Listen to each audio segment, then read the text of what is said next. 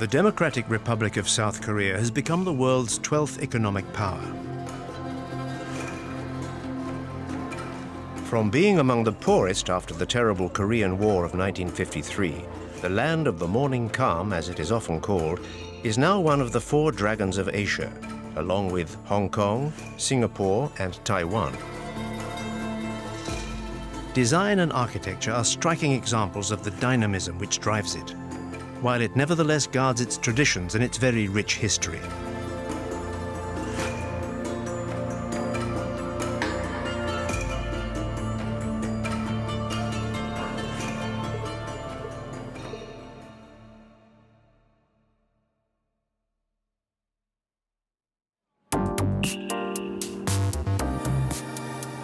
Seoul is the 4th richest town in Asia, enormous, unnerving with its 11 million inhabitants. The South Korean capital spreads on both sides of the River Han, around which the 1988 Summer Olympic Games were organized. Since then, the town has undergone rapid expansion and modernization. Town Hall Square is a good example of what Seoul has become today. The old town hall building is now capped by an ultra-modern construction.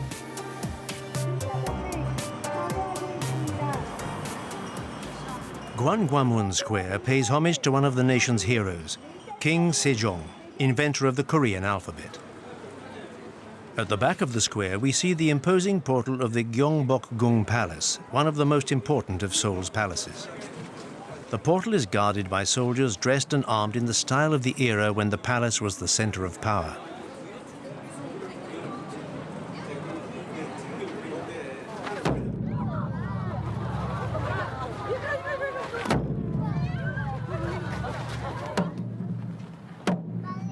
Three times a day, the guard is changed in a colorful ceremony which was reintroduced in 1966.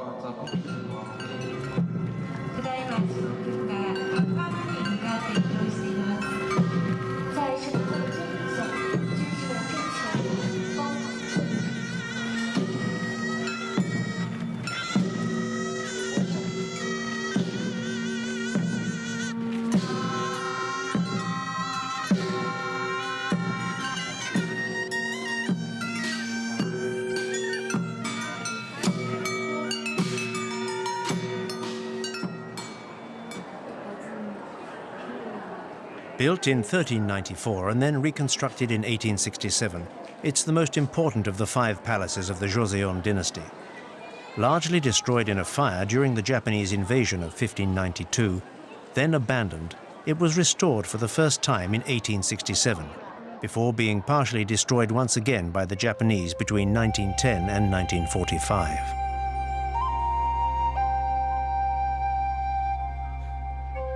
Since 1990, the Korean government has launched a major restoration program.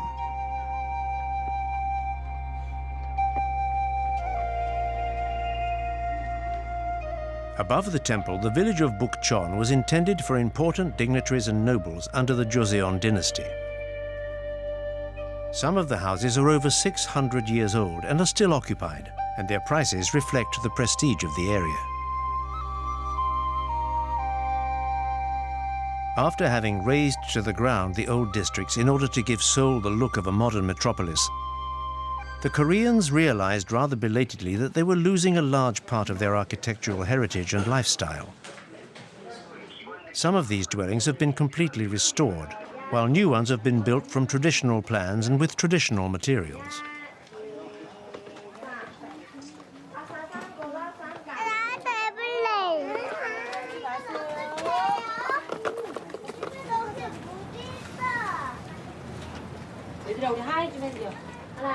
A little lower down at Samcheon-dong, ancient and modern live harmoniously side by side, despite the fact that most of the old houses have been converted into cafes and tea rooms.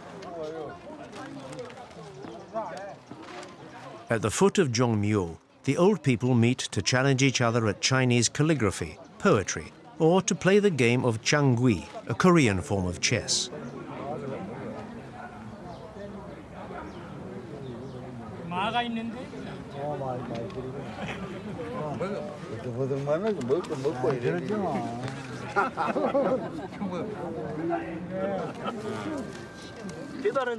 Since 1990, Chinese characters have practically disappeared in favor of the Korean alphabet, leaving a whole generation bereft of their points of reference. The traditional rice paper is rarer and more expensive nowadays, so they use newspaper.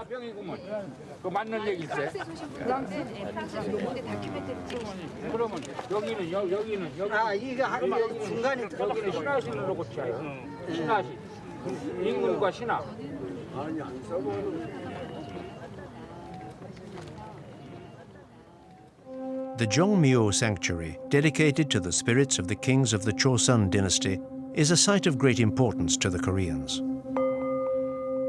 The spirits are believed to reside in a hole of tablets of sacred wood hidden from the sight of visitors. The tablets are spread through 19 rooms, representing the 27 kings who reigned there between 1394 and 1928. Seoul is very forward-looking as far as architecture goes. In 2010, it was named UNESCO Town of Design. This nomination indicates a recognition of the vast cultural heritage of the town, its creative potential, and its strong and innovative commitment in terms of building techniques.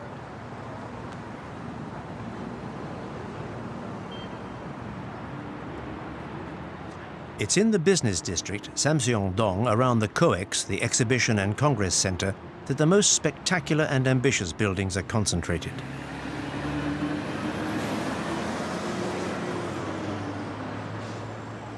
These Korean conglomerate headquarters and even the shopping malls, designed by internationally renowned architects, demonstrate the speed with which the country has evolved in the last 50 years, from one of the poorest in Asia to one of the leading economic powers.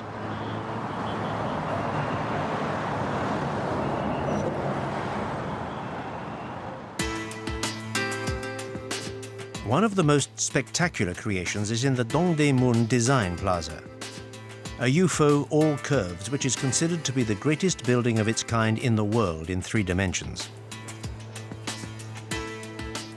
Completed in 2013, this giant hub of culture encompassing several halls was opened in the spring of 2014.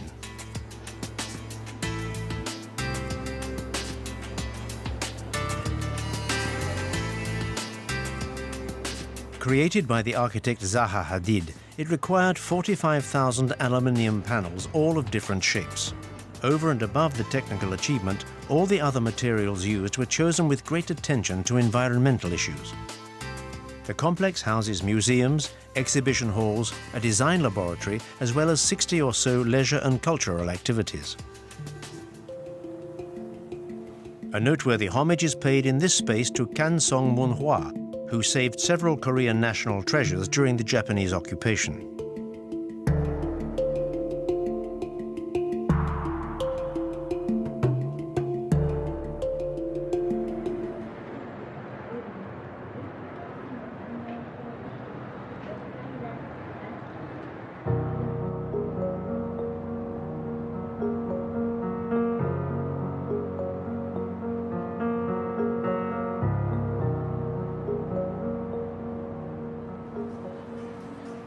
In the evening, the districts come alive, especially the one around Myeongdong, which is an immense open-air shopping center where hypermarkets, small stores, and specialty food vendors are found cheek by jowl.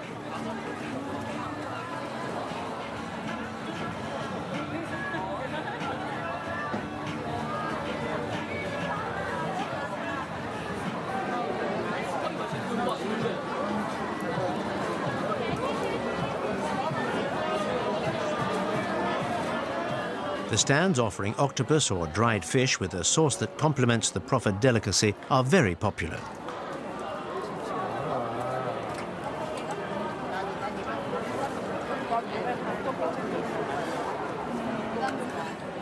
The industry around the now famous K-pop covers very commercial music groups and generates merchandising that adolescents are crazy about.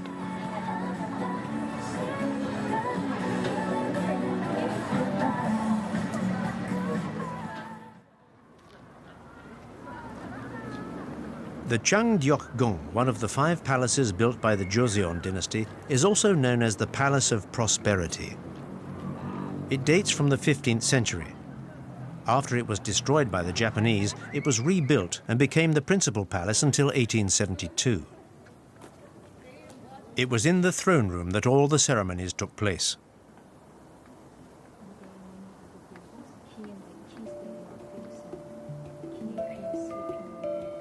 The private apartments were situated further back alongside the gardens.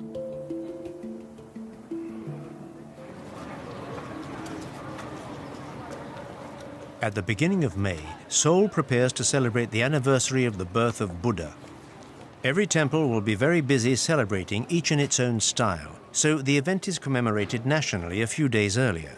It's the Festival of the Lanterns, backed mainly by the monastic order of Jogyesa that was created during the Japanese occupation in 1941 to preserve Korean Buddhism from any Nippon influence. It's an event which is open to all, not just for Buddhists. It's meant for the whole population. It's for Buddha's birthday. The Festival of the Lanterns used to take place in the Temple of the Three Lanterns during the Koryo period. And since then, it has become a national event, more and more open. And since the Chosun era, it's not only religious. Today, it's one of the country's most important events.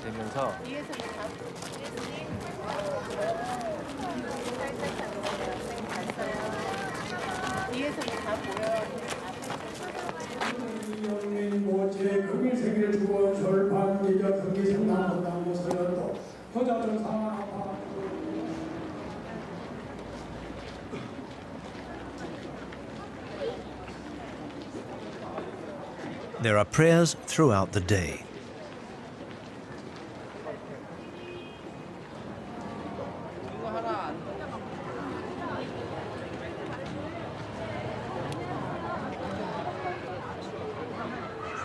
At nightfall, groups form in each district to meet up at the departure point of a gigantic procession.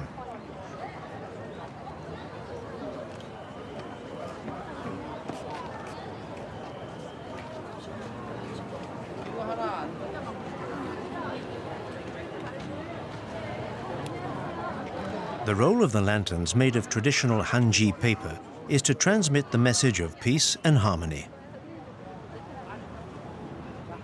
It's also an occasion for women to dress in the hanbok, the traditional Korean costume.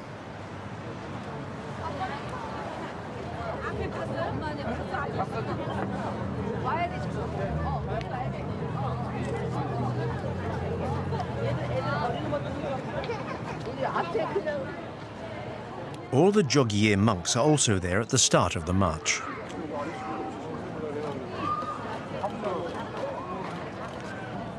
After hours of preparation, the procession slowly moves off.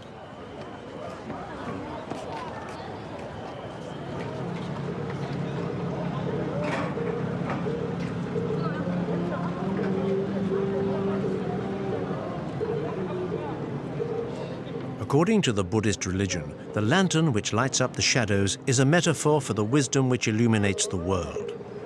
For this reason, the lighting of the lotus lanterns represents a very important ceremony, signifying respect to Buddha. These traditions are more than 1,000 years old.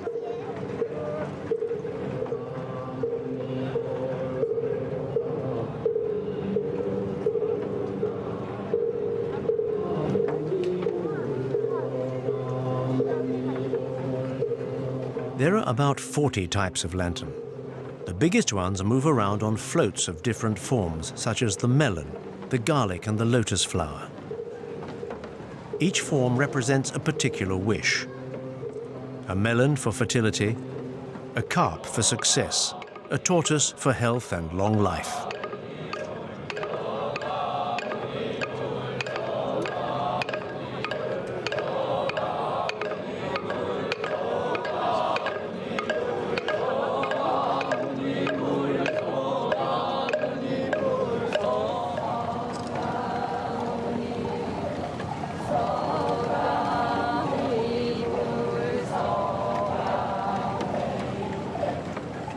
Some people bang with wooden batons on the moktak, a Buddhist percussion instrument, to the rhythm of the chanting of sutras.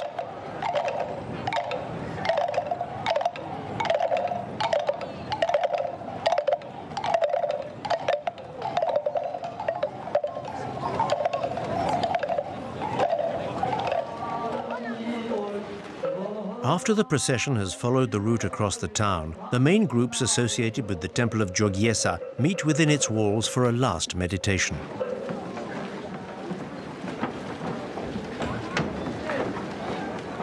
진행하도록 협조해 주시기 바랍니다. 지금 잠시 준비가 필요하니까. 불공도 향 상처 실은 만내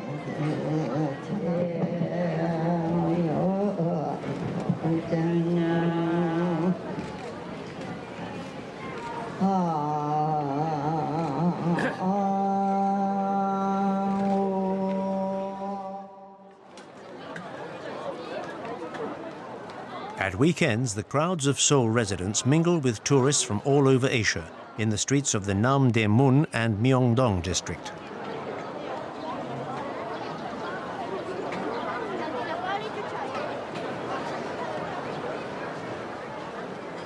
The Gwangjang market is also well known, but no doubt more so for the abundance of culinary experiences it offers with a minimum of pretension. You sit at tables close to the mobile kitchens, serving traditional dishes such as bindae tiok, a wonderful savory pancake made of lentils and soya, bibimbap, rice mixed with vegetables, or hoteok, pancakes filled with brown sugar. As is true elsewhere in Asia, street food is a must for every visitor.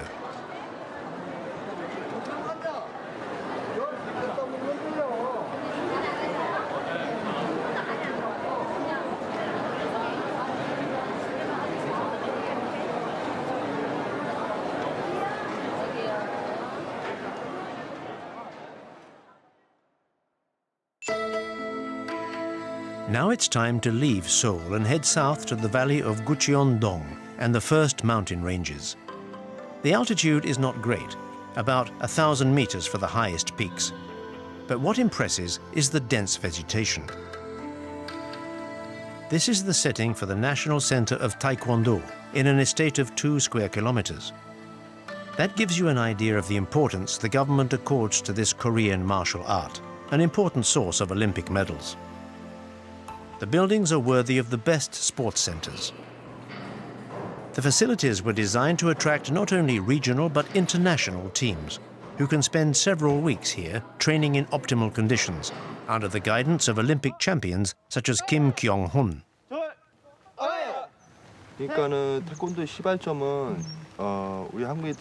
art of Taekwondo was born in 1950 with the fusion of several disciplines. More than anything, it's a way of demonstrating a good attitude in sport. It's not a competitive sport where you do battle. It's rather a way of being, a Korean state of mind.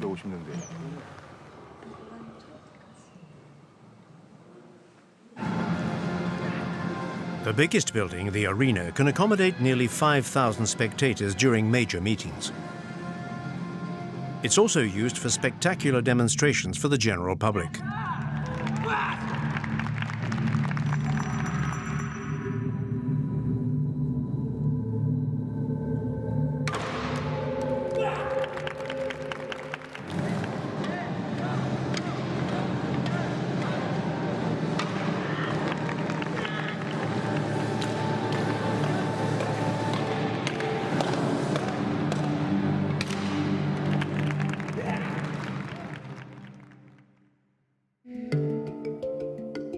We continue our journey towards the east coast to Gyeongju, the cradle of the Joseon or Joseon dynasty, the last and the longest surviving of the Korean dynasties.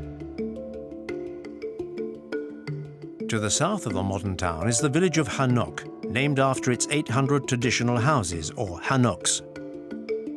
This is the greatest concentration of old houses in the country.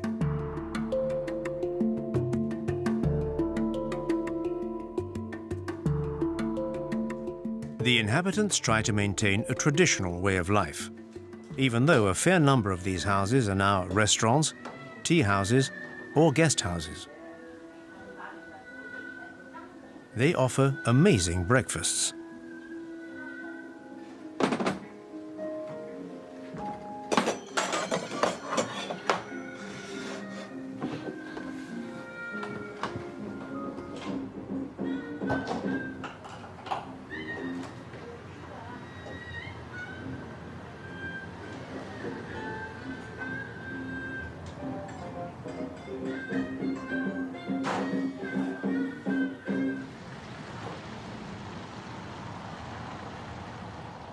The town has temples, as you would expect, but also a Catholic church built by a French missionary. In South Korea, Catholics represent more than 10% of the population. At Gyeongju, the traditional method of making paper, the famous Hanji, has been preserved. They take the bark of the Brusonetia papyrifera, or paper mulberry tree, and after boiling the fiber, they beat it for a good hour. From that point on, it's the skill of Songgong-ho that makes the difference, filling the frames which, when rolled and dried, become sheets of Hanji paper. In the old days, this paper was used for calligraphy, for books, and also for painting. Machines now do the bulk of the work. So nowadays, it's only made by artisans for creating lanterns or storage boxes.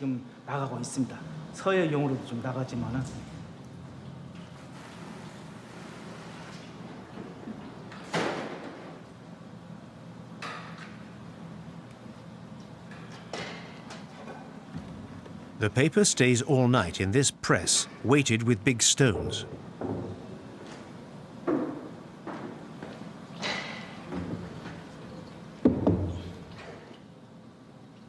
The other thing of which Gyeongju is proud is Bibimbap, the national dish, which is said to originate from Gyeongju.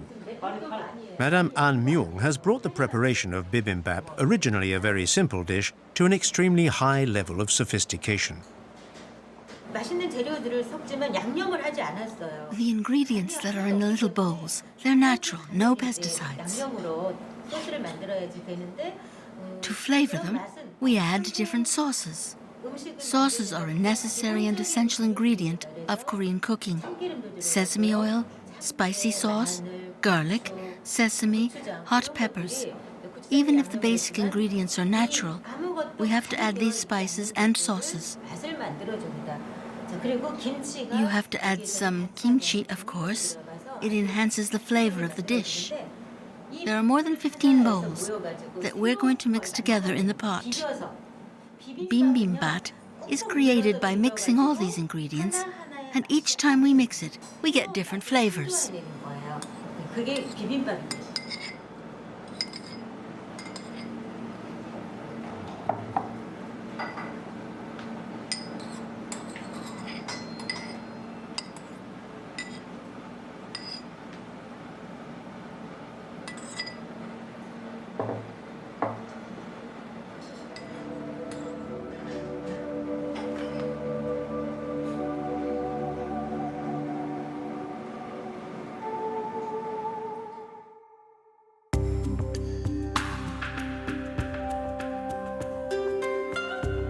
Nearer the center, the little town of Gyeongsan is known throughout the country. Here they grow a plant which is precious all over Asia, and in particular, its root is what attracts everyone's attention. Beige in color with hairy roots at the ends, it sometimes takes on strange shapes. This is ginseng. It has been cultivated for the past 1,500 years in South Korea, and it's said to have 1,000 therapeutic uses. It takes at least 4 years to grow a root of any significance. Ham Seong-ho is one of the scientific experts who studied closely the evolution of ginseng cultivation. The most important benefit is to protect the body from all potential illnesses. Ginseng contains saponins, which reinforce the immune system against viruses. It contains many active ingredients.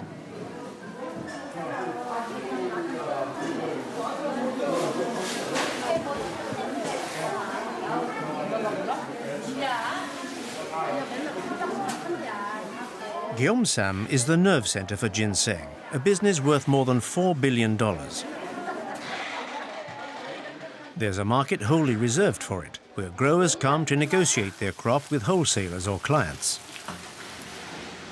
Big state companies like Daedong Korea obtain their supplies directly according to their needs. First, the roots are carefully washed, and for red ginseng, the most prized variety, roots 5 to 6 years old are then steamed and dried in the sun.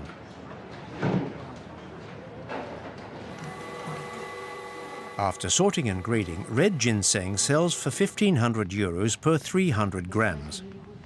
It's exported worldwide, even though South Korea uses the major part of the volume produced.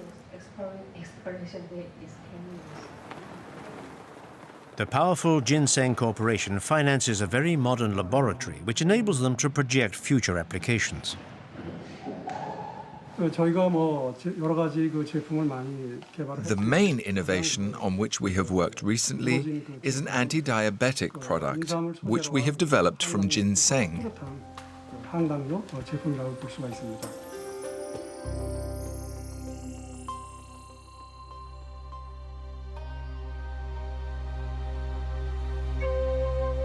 We find ourselves now on the south coast, more temperate but also more humid, level with Bukchon.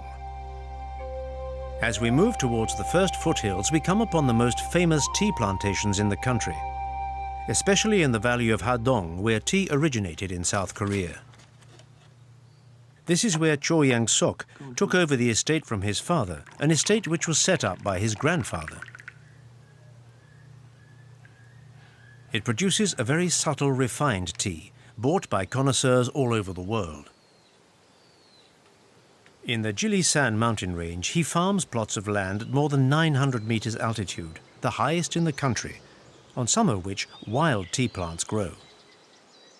My tea plantation is at a very high altitude. Does that give it a special taste?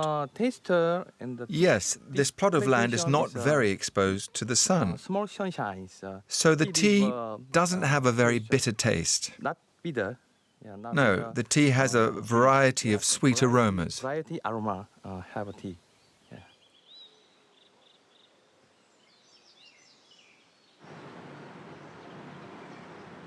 The harvesting is done before the rainy season at the end of May, and only the young shoots are picked.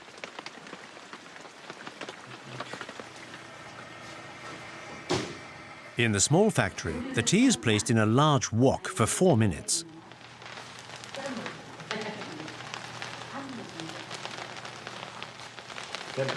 What's the temperature now? Now it's about 300. How long must it stay like that? I would say 4 minutes. Yes, about 4 minutes.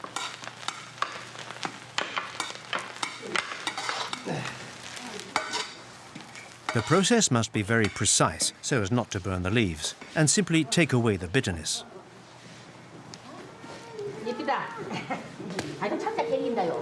The leaves are then rolled for the first time by hand on a rice straw mat before going back in the wok. Then they are rolled once again.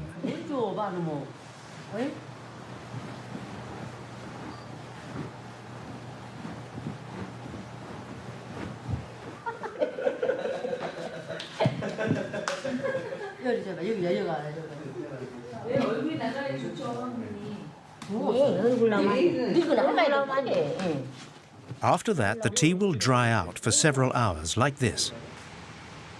The last operation before packing is to sort the tea in order to remove the bad leaves and the remaining little twigs. This green tea, the Bukchon, is very delicate and is only offered in quite small quantities. Not far from there, near Suncheon, in the temple of Seonamsa, tea occupies an important place in the daily lives of the monks, who've been studying sacred texts there since 529. Chinese monks were the first to have understood all the benefits of tea, which could help them with their meditation.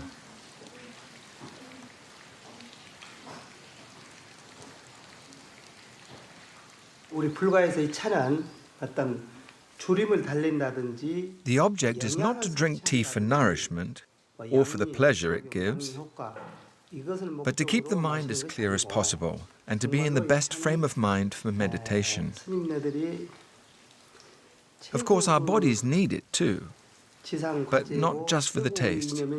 It's to assist meditation.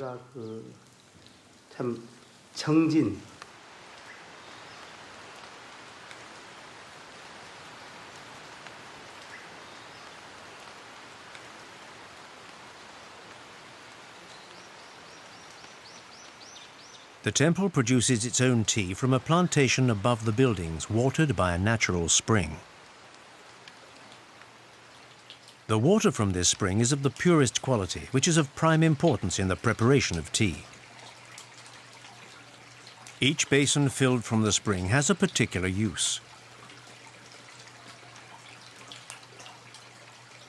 The first basin is reserved for prayers to Buddha. This one is used for drinking and to prepare rice. The third basin we use to wash our faces. The water from the fourth basin is used for washing clothes.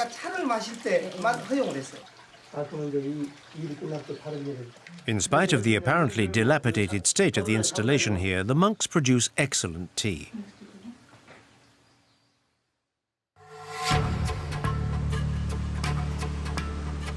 Suncheon is a town on the south coast which hosted the International Gardens exhibition in 2013, and this has transformed it into a permanent park. But the major attraction of the town is its proximity to the coast.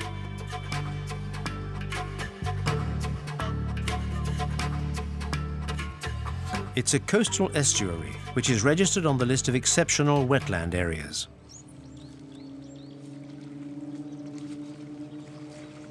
To guard against the pressure of new construction and of vegetable growing, the government has implemented important investments since 2006, enabling the bay to be protected. The fields still have the advantage of a fertile soil of the finest quality. Korean cuisine uses many green vegetables, and they're always in great demand. The bay is composed of a 3.5-kilometer-long estuary and 2,000 hectares of wetlands and reeds. The natural salt pans play an essential role in the purification of the water.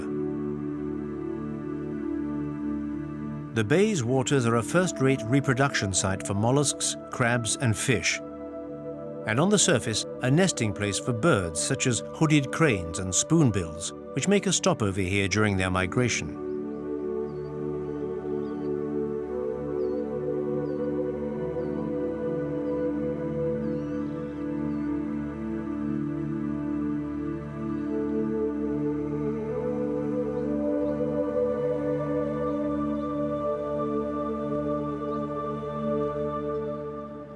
On the edge of the town, the ancient fortified village of Nagan has also been preserved. Dating from the Joseon era, it was surrounded by ramparts to protect the village from Japanese pirates. Today, these houses of clay and stone roofed with reeds still contain private residences, but also artisans and guest houses, thus giving it a timeless air in close proximity to the modern town.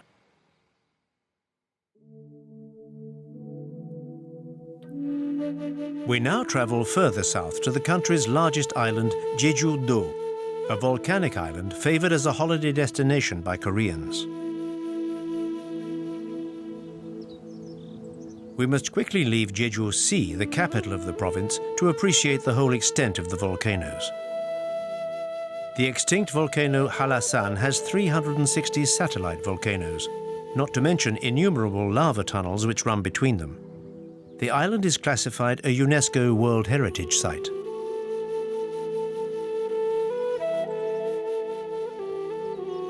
Certain craters, such as the Sangumburi, have been totally protected and have become nature reserves, where one can see reptiles, deer, and birds, not to mention the vegetation, which includes many varieties of plants facing extinction and which have found a safe haven here.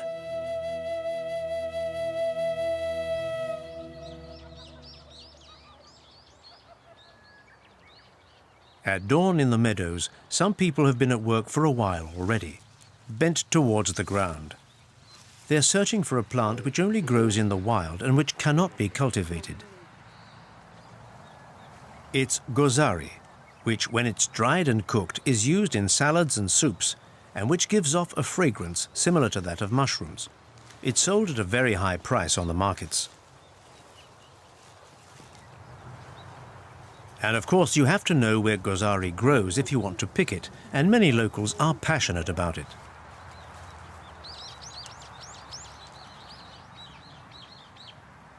All the middle of the island was shaped by volcanoes. It's a subtropical zone where mandarins, pineapples and oranges are grown, and rapeseed and vegetables too. But although the stony soil prohibits rice growing, in several places one can find very good tea.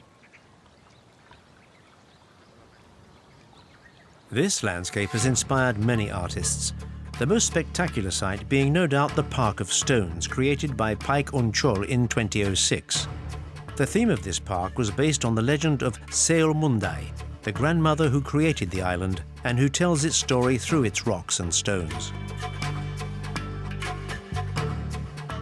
There are also open-air galleries with works inspired by the surroundings. These harubang are totems placed in front of each house to protect its inhabitants from evil spirits.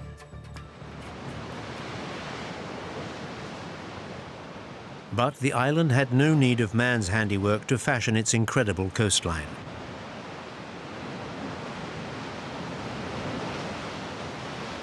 Here, it was volcanic pressure which formed these almost perfect columns.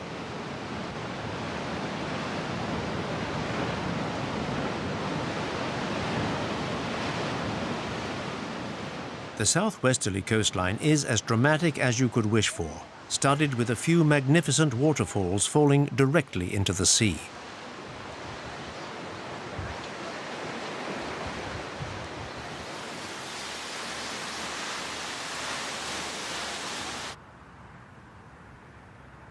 The most spectacular volcano, which forms an isthmus, is the Songsan Ilchulbong on the east coast.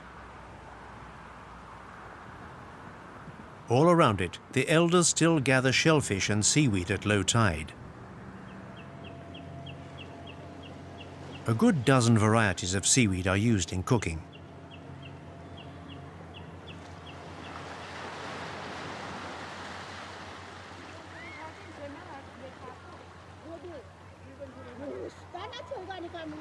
The crater is 5,000 years old.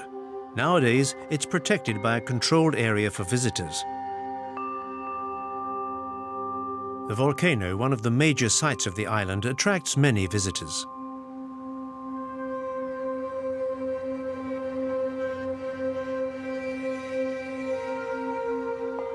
The crater is 182 meters high and 600 meters in diameter, and is a geological curiosity, its interior bowl being almost perfectly intact. Within, there are 6 rare plants and more than 220 other species, an amazing ecosystem. At its foot, there's the fishing ground of the diving women, the Haenyeo. These sturdy women gather seaweed, shellfish, crustaceans, sea urchins, octopus from under the water, and they share the product of their fishing in a cooperative. They use rudimentary equipment, knives, nets, and harpoons. They're capable of staying underwater for 2 minutes and of diving as far down as 20 meters. This activity requires great physical endurance, even though most of them are 60 years old or more. There were still 30,000 of them in the 1950s. Now they number only a few thousand. These days, the young ones leave the island to go and work or study on the mainland. Girls don't want to be divers nowadays. The youngest one here is 46.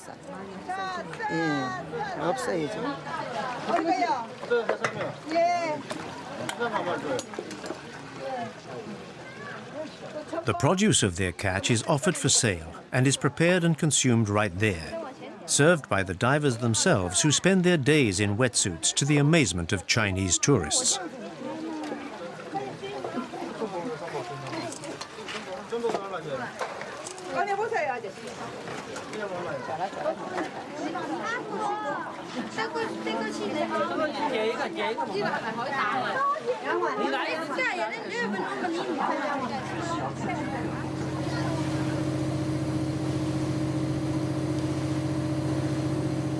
At Jeju Sea, the boats returning at dawn from fishing trips unload their catch at the wholesale market quayside. Although the site is still impressive, the sea's declining resources have led the government to encourage fish farming.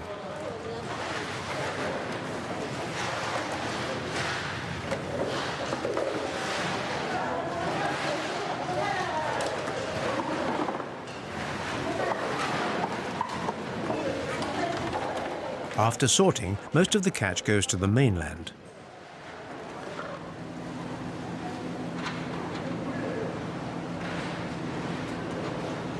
The rest is sold directly to the consumer.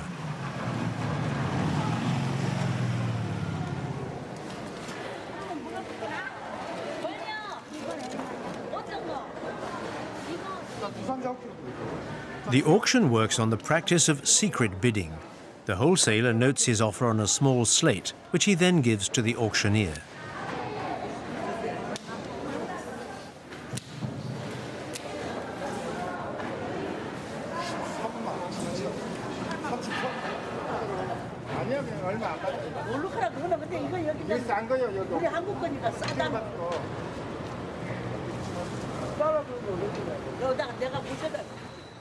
Behind the fish market, there's a vegetable market, where large quantities of the commonest traditional vegetables are to be found, such as the giant white radish, the mu, which is served with many dishes. But it's the Chinese cabbage, known here as kimchi, that Koreans eat the most. It's fermented for several weeks in brine before being spiced with hot pepper. Back on the mainland, still in the south but further east this time, we're at Daegu, one of the largest towns in South Korea, one of whose specialities is to produce and market medicinal plants. Here we're at the warehouse of the wholesaler who supplies a large part of the market. 전통 동의약이라 그래가지고 이거는 외국에는 양이고 80 to 90% of the population still use medicinal plants to treat themselves. They do sometimes also resort to using chemically produced medicaments.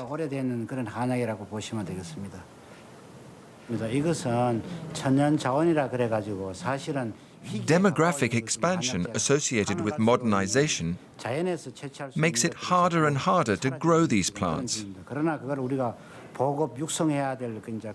But we keep trying to maintain the cultivation of these products, even if it is difficult.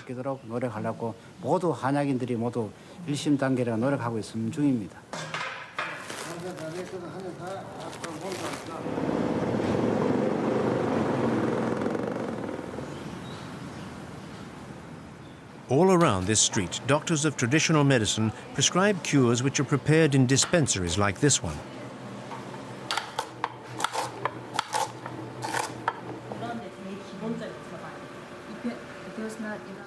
The assistant is mixing together several plants and roots for a cure to improve blood circulation. The patient will boil the preparation for 3 hours when he gets home.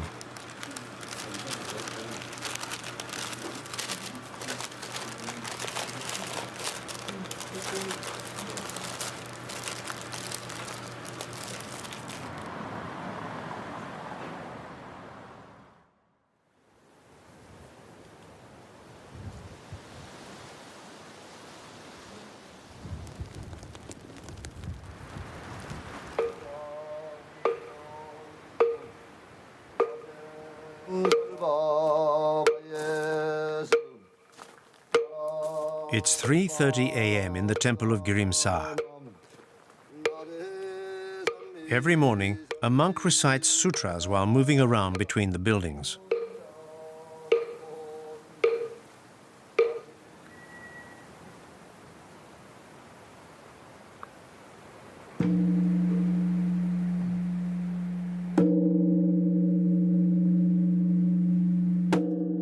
Then he starts up a sound ritual which precedes the morning prayer.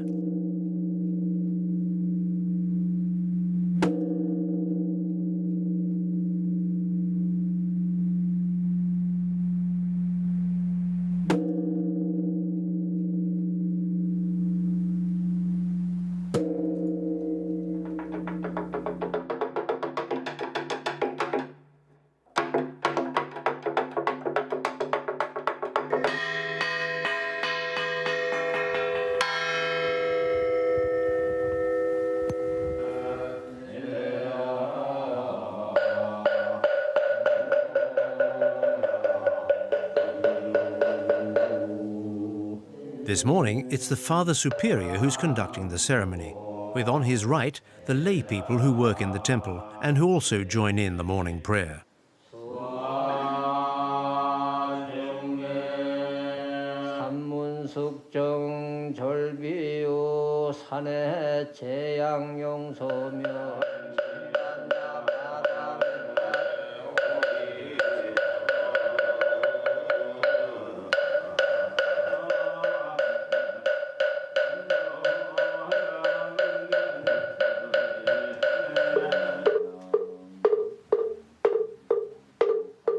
In another building away from the rest, a monk chants mantras for the souls of the dead which wander around for 49 days after the date of death. For this occasion, the faithful come to the temple to give the names of the departed.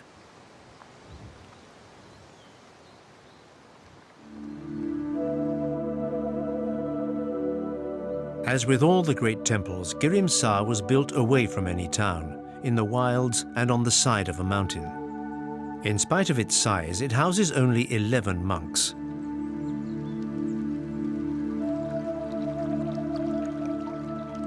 In addition to the morning prayers, they meditate 4 times a day for 2 hours.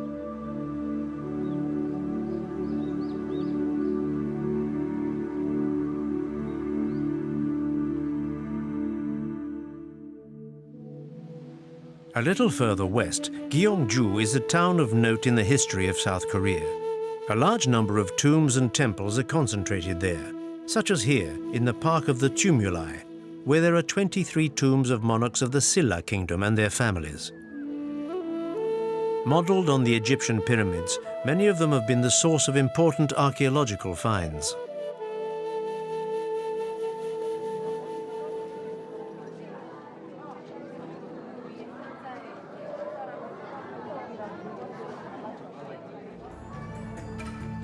The Temple of Bulguksa is no doubt one of the most important for the Koreans.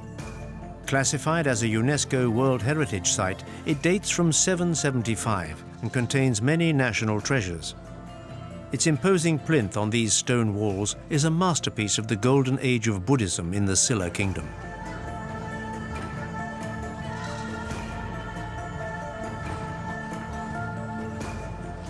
The quality of its construction and the great talent of the painters, particularly where they worked on the interior paneling, are witness to this rich epoch.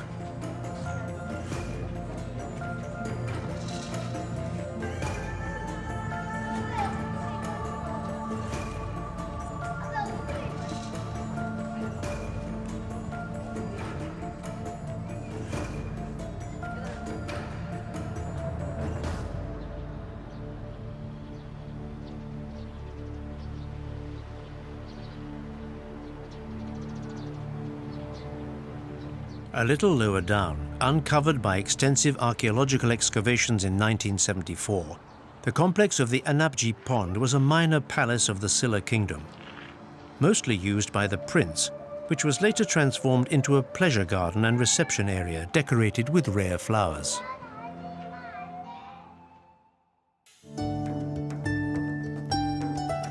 On the plains around Gyeongju, at the beginning of the month of May, after an often severe winter, they prepare for the planting out of rice, which will be harvested in the autumn.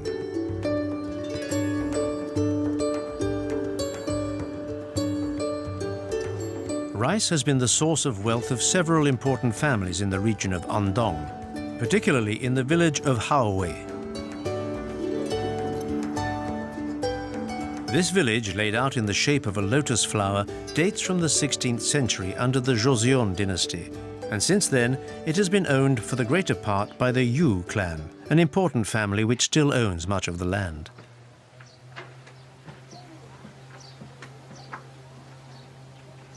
This village, listed and preserved, is home to several actors and prominent politicians. But it's becoming more and more of a living museum, and the young people prefer to go and live in big towns rather than perpetuate this lifestyle.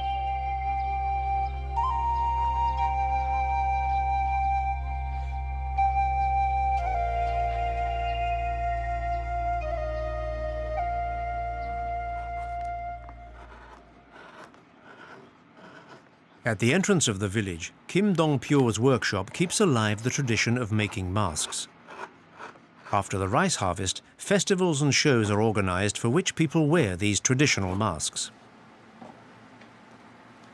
For the last 35 years, the master craftsman has been fashioning these traditional portraits in Orinam wood, and they're still very much sought after. All the figures are equally important. These masks are considered to be part of the national heritage. I think that the mask of Yang Pan, a nobleman, is one of the greatest of them.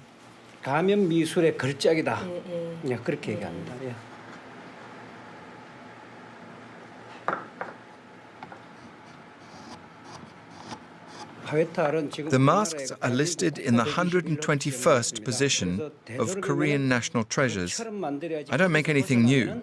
I don't create, I maintain a tradition. The master craftsman works to order, and some of his pieces cost more than 500 euros. Now 63 years old, he has trained several apprentices who will carry on the tradition. Here we come to the end of our journey around the land of the morning calm. A nickname which is far from being a cliché, but which does not wholly convey the real South Korea. Although the temples waken at dawn in lantern light, although the tea plantations and the paddy fields exude a feeling of peace, there is another South Korea, just as fascinating, which, like Seoul, abounds in creativity and dynamism.